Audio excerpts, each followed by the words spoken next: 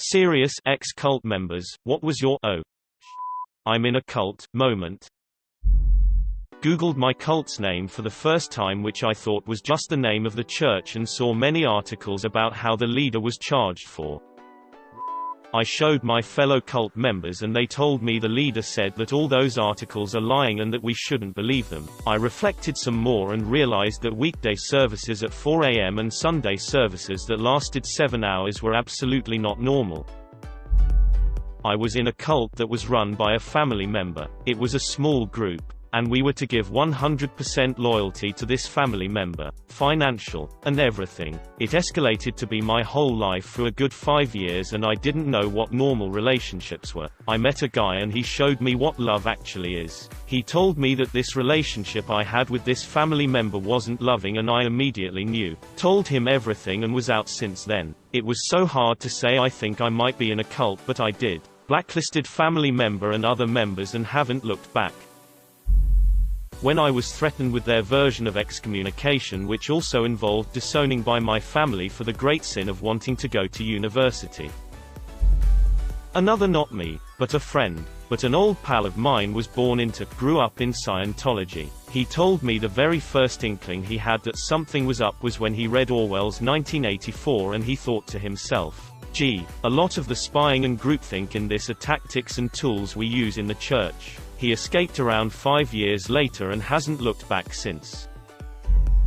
Friend of mine was forced to go with her dad to church. They locked the door, railed against the liberal agenda for 2 hours, and had propaganda repeating for 20-minute intervals every few hours. And nobody thought any of this was weird. Keep in mind, this wasn't even a Sunday service.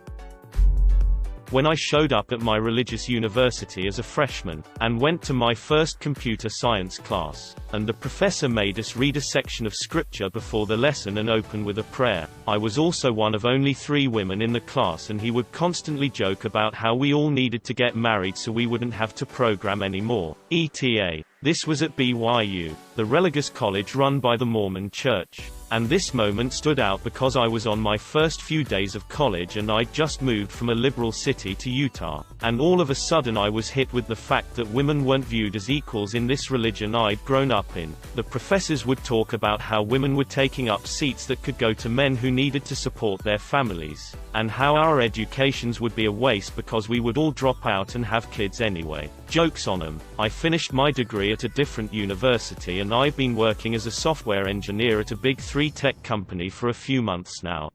And you didn't complain to the school? That sounds like discrimination. If it was recent, you could out those teachers on Twitter.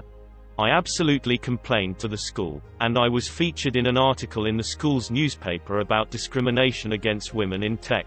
But the professor had been there for 40+ years and no one cared. I was in the leadership of the Women in CS Club for 2 years to try and fix the culture, before I realized my mental health was better off getting out of that environment.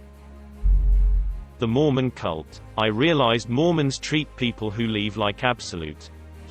And families are torn apart because a family member stops believing. Mormon kids are pretty much forced to join the church at 8, and go on a mission at 18 if they're male. You also have to pay 10% of all income before taxes to the church in order to get in the temple. There's also repression, teaching false history, and any information that doesn't come directly from the church is labeled anti-Mormon.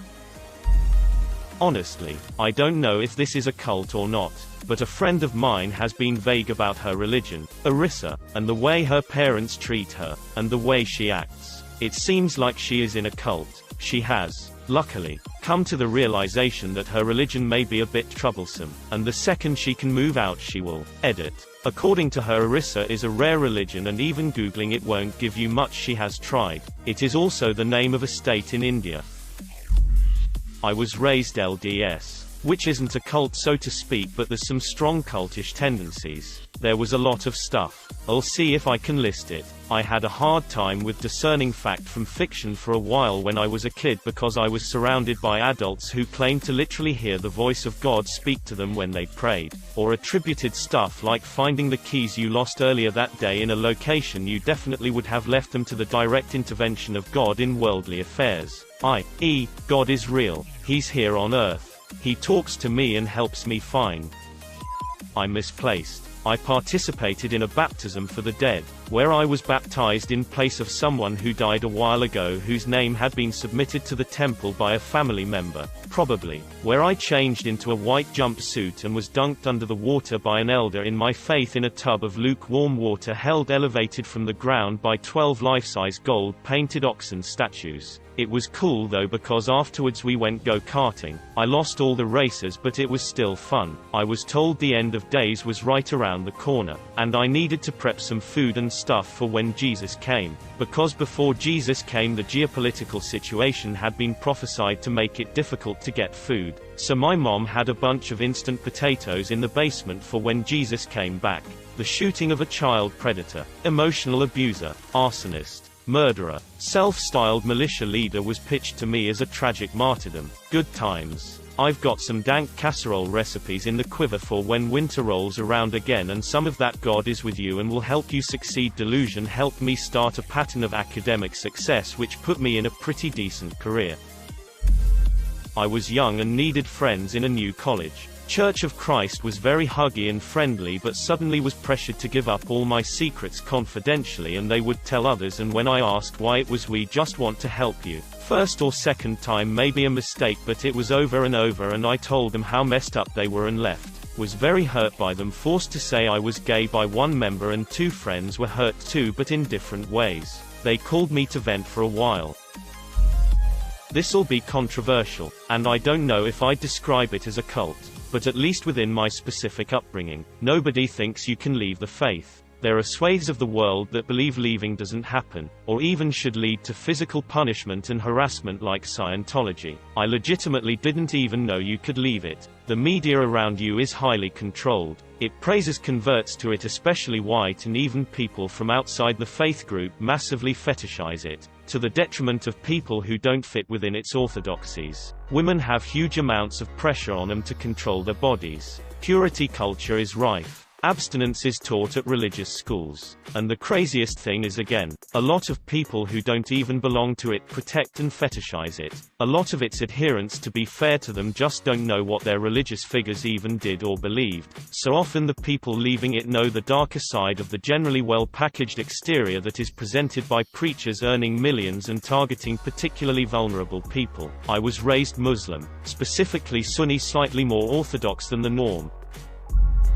Well, as a Mormon we had many culty things, but probably the biggest red flag was to me the fact I wasn't allowed to do any research on the religion unless it was from pre-approved sources.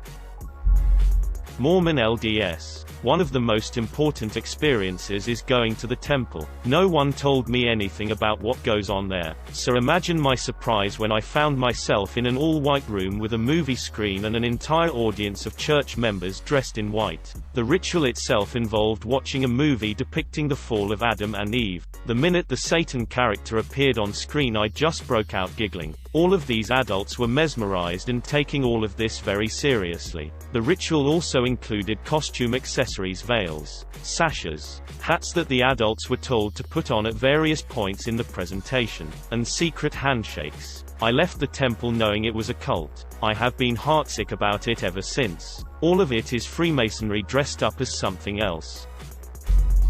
My primary school. The principal ran the school like he was in charge of everything. He was. But I mean in different manner. Anyways. So when I was in prep, they always said, line up in lines. Only hold the boys' hands, pretty standard if you don't want to get lost. Yeah, well, if you tried to even hold a girl's hand if you were a girl, you'd get a punishment in the timeout corner. They also forced Christianity upon everyone. Had the library teacher come down and only read the Bible entries.